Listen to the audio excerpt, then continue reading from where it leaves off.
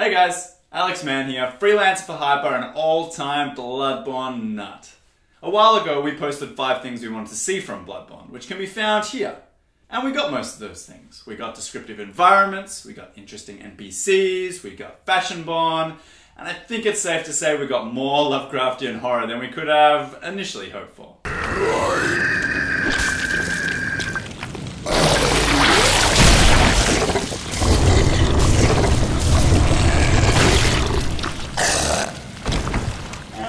And then we come to accessible multiplayer. Pre-release, Chalice Dungeons were a big deal. The idea of procedurally generated dungeons that you could tackle with your friends was insanely appealing. But the Souls games have always had an interesting approach to multiplayer. One that, while progressive, can sometimes leave a fog wall between you and your online compatriots. Whoa, hold up. First and foremost, Bloodborne is a single-player game. Not only that, but it's an amazing single-player game. So complaining about Bloodborne's multiplayer is kind of like complaining about Counter-Strike single-player. It's not a thing. While I get this, I register this, I understand this, Bloodborne's multiplayer is still kind of Father Gascoigne. Fucked. I meant to say fucked. First, let me lay out how Chalice Dungeons work. When you find a chalice in game, you can then create a chalice dungeon. These dungeons can be explored to find extra goodies and even flesh the lore out a little bit. Each level of the chalice dungeon follows a pattern. They have a secret door, a switch that opens the boss door, and the boss. When you beat the boss of the 3rd level, you generally get another chalice.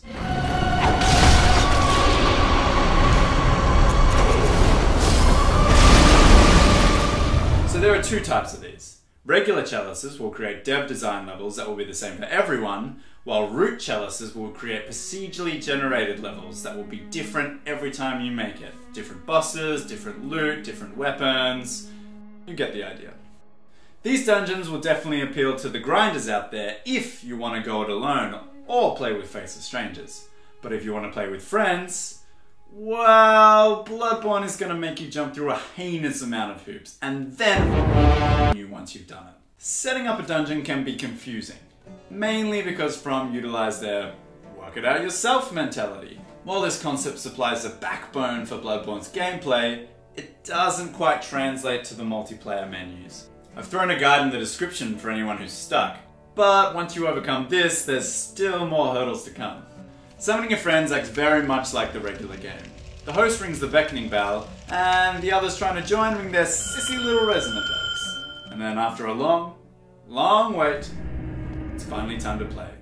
Cue super fun gameplay! Friends through eternity, loyalty, honesty will stick together through thick or thin.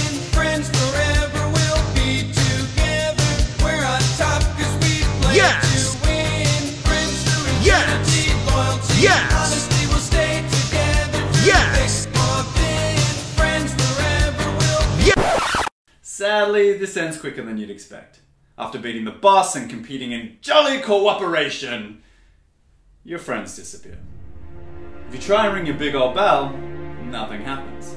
Because as in the real game, you can't summon in an area that the boss has already been defeated.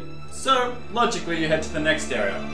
Ring your bell for your friends. And then it hits you. You suck. Nothing you just did registered in your friends' games.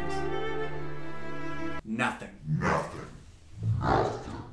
Which means your friends have to do everything again to get to the next level. To lay this out for you, it means going through secret room, switch, boss. Secret room, switch, boss. Secret room, switch, boss 3 times on exactly the same level before proceeding to level 2, in which you'll go secret room, switch, boss. Secret room. It's maddening. It's truly maddening. The thing is, the bits where you're just running around together, slaying enemies and goofing off, are really, really great. There are even some brand new enemies you won't find in the main game to challenge you and keep things interesting. But there are so many roadblocks, so many breaks in the gameplay, and so many repetitious elements that just make Chalice Dungeons a chore. Not only that, but when you're playing online with friends, there are even glitches you're going to run into, like invisible enemies that only the host can see, or doors that refuse to open. A cool thing that's happening online are people are sharing particular dungeons with really good loot. So if you're looking for something in particular, like a bloodstone chunk, you'll know exactly where to go to find it. But that's all grind-worthy playtime. For me, the real fun came from the co-op elements, even if they were fleeting. It almost seems like the Chalice Dungeons were a test run. Like From could take the elements they have here and apply them to a separate dungeon crawler.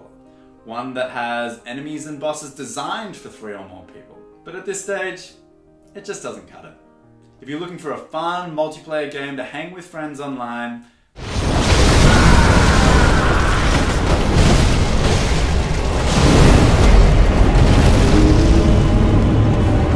what they do well is help you buff your character out in Bloodborne and be the best damn character you can be. Friends through eternity, loyalty, honesty.